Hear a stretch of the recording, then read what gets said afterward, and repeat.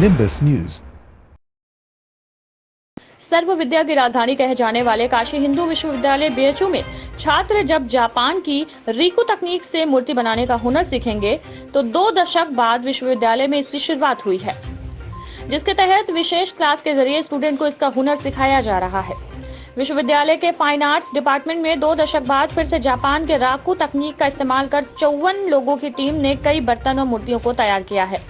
शुरुआती दौर में प्रोफेसर और स्टूडेंट की टीम ने 50 से अधिक तरह की मूर्ति बर्तन कलाकृति को इस तकनीक से बनाया है, जिसमें करीब 7 दिनों का वक्त लगा। प्रोफेसर साहब राम टिक्कू ने बताया कि ये कला 16वीं शताब्दी के आसपास की है और पहली बार जैनियों ने इसे तैयार की थी। मूर्तियों में होती है चमक। राकू तकनीक में जापानी विद्या द्वारा सिरामिक से बर्तन और मूर्तियां तैयार उसे हल्के आग पर पकाया जाता था। इसके बाद घास का इस्तेमाल कर इसे प्रकृति का रंग देते थे। इस तकनीक की खास बात ये भी है कि इससे बर्तन बनाए और मूर्तियों में चमक भी होती है और इसमें केमिकल रंगों का प्रयोग भी नहीं होता। स्टूडेंट में खासा उत्साह। स्टूडेंट राज नंदिनी ने बताया कि इस जापानी तकनीक से बर्तन और मूर्तियां बनाना सीखना उनके लिए भी बिल्कुल नया अनुभव रहा है। इसके साथ ही उन्हें इस पर काम करना भी खूब रोमांचक लगा और उनकी पूरी टीम पूरे उत्साह के साथ इसे बनाने में जुटी रही। सर एक बार परिचय अपना। अच्छा, नमस्कार, मैं शायब हम टुडू यहाँ एज ए असिस्टेंट प्रोफेसर हूँ डिपार्टमेंट ऑफ प्लास्टिक आर्ट्स में। सर एक जापानी तकनीक से आप लोगों ने नया कलाकृति तैयार किया है, ये पूरा प्रोसेस कैसे था, आप लोगों ने इसे बनाया और कितने बच्चों की टीम इसमें लगाई गई? इसमें टोटल अराउंड 54 स्टूडेंट्स थे और ये चूँकि बहुत ही ओल्ड प्रोसेस है, 16th सेंचुरीज़ के आसपास इसको जैन और चिगारो आई थिंक वो दोनों ने मिलके इसको फर्स्ट टाइम प्रिपेयर किया था उन लोगों ने टी सेरेमनी के लिए। और इसमें चूँकि ये बुद्धिस्ट अनुयायियों के जो ये हैं फिलोसफी हैं उसको ध्यान में रखते हुए इन लोगों ने नेचर के जो एलिमेंट्स हैं और मीन्स जो फॉर्म्स है नेचर से इंस्पायर्ड होके ये लोग टी पॉट को बनाए थे। और इन लोगों ने जो ग्लेज यूज़ किए थे वो लो टेम्परेचर वाले ग्लेज होते थे, इसमें मैग्नीज होती थी, कॉपर ऑक्साइड्स होती थी, आयरन ऑक्साइड्स वगैरह। तो फिर पहले तो ये टेम्प्रेरी जो भट्टी होती है उसको पहले जैसे मिट्टी में बनाने के बाद उसको सुखा के फिर टेम्प्रेरी भट्टी में पकाते हैं, फिर उसको लो टेम्परेचर वाले ग्लेज दे के फिर उसको रिडक्शन करवाते हैं।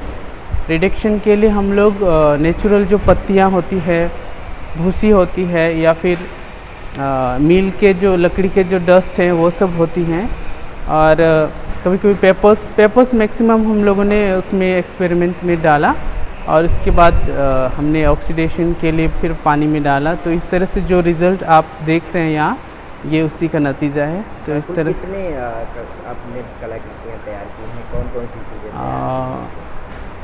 आई थिंक 80 के आसपास तो हुई होंगी, हर कोई 2 3 या किसी ने ज़्यादा भी किए हैं। तो इस तरह से मैक्सिमम 80 या उससे ज़्यादा भी हैं, हमने काउंट उस तरीके से नहीं किया है पर नंबर्स ज़्यादा हैं। अपना नाम बता दें। मेरा नाम राज नंदिनी गुप्ता है, मैं बैचलर 3rd ईयर से हूँ और मेरा डिपार्टमेंट प्लास्टिक आर्ट है। राजनीति क्या तैयार किया है आपने, तरीके से ये बनाया गया है, कैसे आप लोगों ने इसे तैयार किया? सबसे पहले तो हमने अपना लेआउट तैयार किया, ठीक है। उसके बाद फिर हमने मिट्टी का कॉम्पोजिशन जाना, हमने मिट्टी प्रिपेयर की। उसके बाद फिर हमने मिट्टी से अपनी जितनी भी कलाकृतियाँ थी वो गढ़ी हमने और उसके बाद हमने उसको बिस्किटिंग किया। बिस्किटिंग मतलब हमने उसको आधा पकाया, फिर हमने उस पर ग्लेजिंग की, उसके बाद फिर हमने उसका रिडक्शन कराया, ठीक है। उसके बाद फाइनल रिज़ल्ट आप देख रहे हैं। कितने दिन का ये प्रोसेस? ये पूरा हमने 2 हफ्तों में किया है।